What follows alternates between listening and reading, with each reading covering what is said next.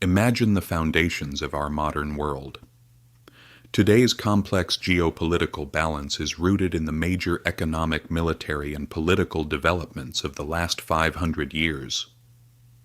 In this analysis, we will examine the intricate mechanism behind the global changes that seem almost incredible from a modern perspective.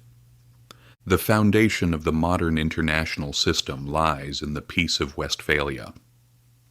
This landmark treaty ended the 30 Years' War, a conflict that brought massive destruction to the heart of Europe between 1618 and 1648. While the war began as a struggle between a Catholic League comprising Austria, Spain, Bavaria, and the Catholic German principalities, and a Protestant League, including the Kingdom of Bohemia, Sweden, the Rhenish Confederation, Savoy, the Principality of Transylvania, the Dutch Republic, the Kingdom of Denmark-Norway, the Northern German Protestant principalities, Hesse-Kassel, Prussia, and Saxony. It eventually involved almost every power in Europe except England. In its final stage, the conflict evolved into a massive power struggle where Catholic France fought alongside Protestant states against the Catholic League, led by Austria and Spain. The leader of the Catholic League, the Habsburg Emperor, also held the title of Holy Roman Emperor, presiding over a loose German confederation of hundreds of principalities and dukedoms. This structure, known in history as the Austrian Empire, possessed the crowns of numerous European nations through inheritance. During this era, the Habsburg Empire stood as the world's preeminent superpower and the primary rival of the Ottoman Empire. Now, think about how this global tragedy began. Like many great conflicts, the 30 Years' War was triggered by a seemingly minor incident. In Prague, Catholic imperial representatives engaged in an argument with Protestant nobles and were physically thrown from the castle windows. This act prompted the emperor to mobilize his forces with the intent of eliminating the Protestant heretics once and for all. As the Catholic League began to overwhelm the Protestant principalities in central and northern Germany, the great powers of the day were forced to react. Protestant Sweden entered the war, fearing that a Habsburg victory would bring the Catholic coalition directly to its borders. Similarly, Catholic France's intervention was a matter of strategic necessity. If the small German principalities were absorbed into a centralized Habsburg Empire, France would face a dominant power to its west, while remaining locked in a struggle with Catholic Spain to its south. Consider the human cost for a moment.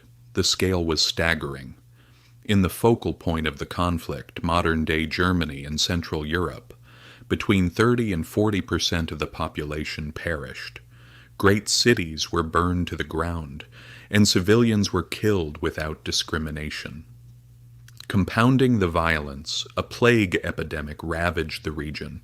It is estimated that approximately 8 million people lost their lives. To understand the scale of this tragedy, consider the populations at the start of the 17th century. France had 15 million people, England 4.5 million, and Spain 8 million. Against the Ottoman Empire's population of 27 million, these losses represent an extraordinary demographic catastrophe. The war finally concluded with the exhaustion of Habsburg power. Spain had already depleted its resources during the 80-year-long Dutch revolt and suffered a decisive defeat against France. Not even the vast wealth of gold and silver flowing from its American colonies could sustain the Spanish treasury. With the peace, France emerged as the dominant power on the continent.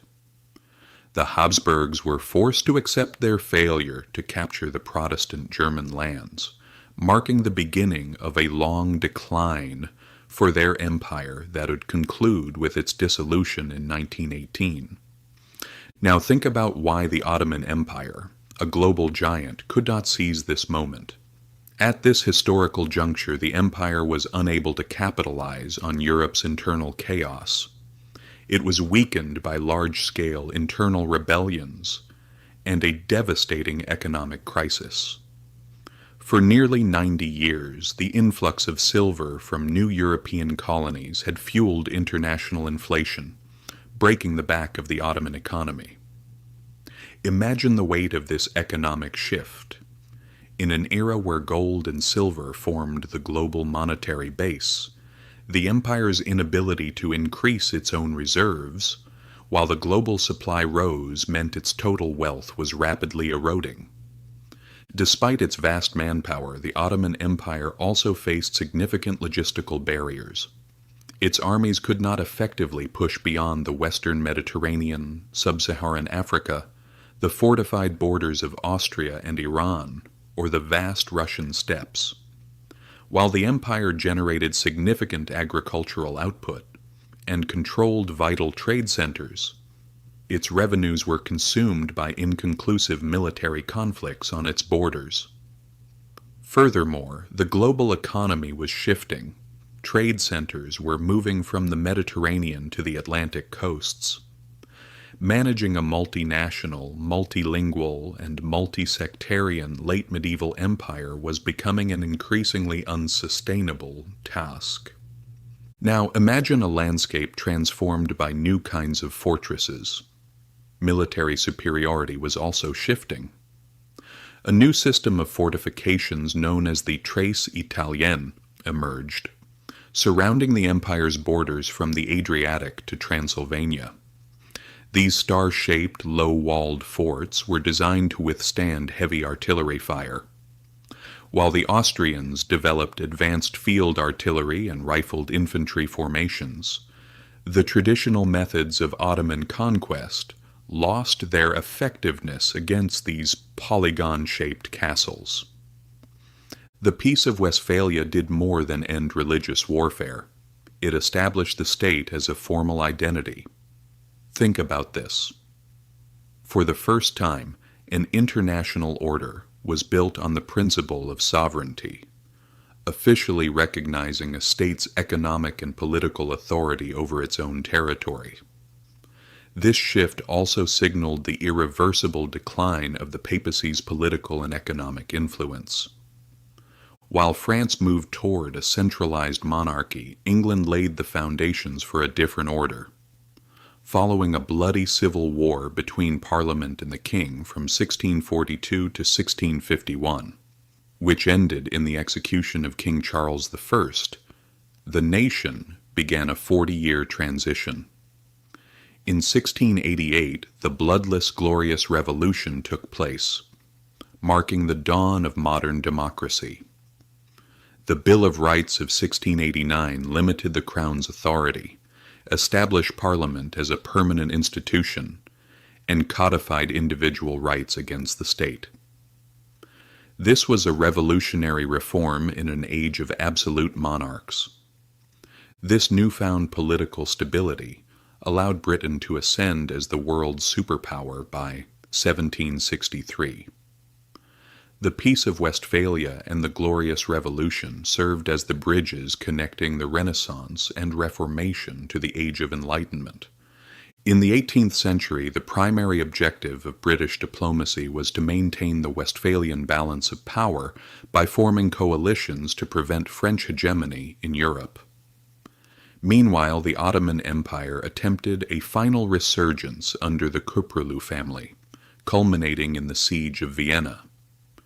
The resulting defeat led to 16 years of conflict known as the Holy League Wars, or the Great Turkish War, costing the empire massive territories including Hungary and Transylvania. From this point forward, the empire entered a terminal decline that lasted until 1918. France remained a formidable power, engaging in throne struggles and colonial conflicts across North America, the Caribbean, India, and Africa. However, British diplomacy skillfully countered France by building land coalitions while utilizing superior naval power to seize French colonies. Major conflicts, including the 9 Years' War, the War of the Spanish Succession, The War of the Austrian Succession and the 7 Years' War largely ended in favor of the coalitions opposed to France, preserving the European status quo. Yet Britain was not the sole beneficiary. Prussia, by seizing the rich region of Silesia, rose to the rank of a major power, challenging Austria for leadership within the German political structure. The 7 Years' War, lasting from 1756 to 1763, became the first truly global conflict. France and its allies suffered a crushing defeat, and the British Empire officially became the world's sole superpower. France was forced to cede Canada, numerous Caribbean islands, its territories east of the Mississippi River, and its privileges in India. This victory, however, carried the seeds of future conflict. The cost of the war led to the American Revolutionary War, as the 13 colonies grew resentful of the Crown's fiscal demands. Now imagine the constraints of that era. In a time dominated by mercantilism, the intricacies of central banking and unbacked money were not yet understood. When the British Treasury attempted to recover its losses through colonial taxation, the dispute escalated into armed conflict. George Washington led a regular army to victory over the British, supported by the military and economic aid of France and Spain. The United States was born as a unique federal republic. While its independence marked a defeat for England, it proved to be a financial ruin for the French treasury. Now, consider the fuse being lit. The economic collapse following these wars, combined with a series of disastrous harvests, ignited the final spark for the ultimate upheaval. The French Revolution. The French Revolution would stand as the true turning point for the international order. Our series, The Story of the Global Order, will continue with our second episode, The Tale of the French Revolution. If you want to gain a deeper understanding of humanity, seeing the past through today's lens, and listening to the echoes of history, don't forget to subscribe and hit the like button. Keep learning,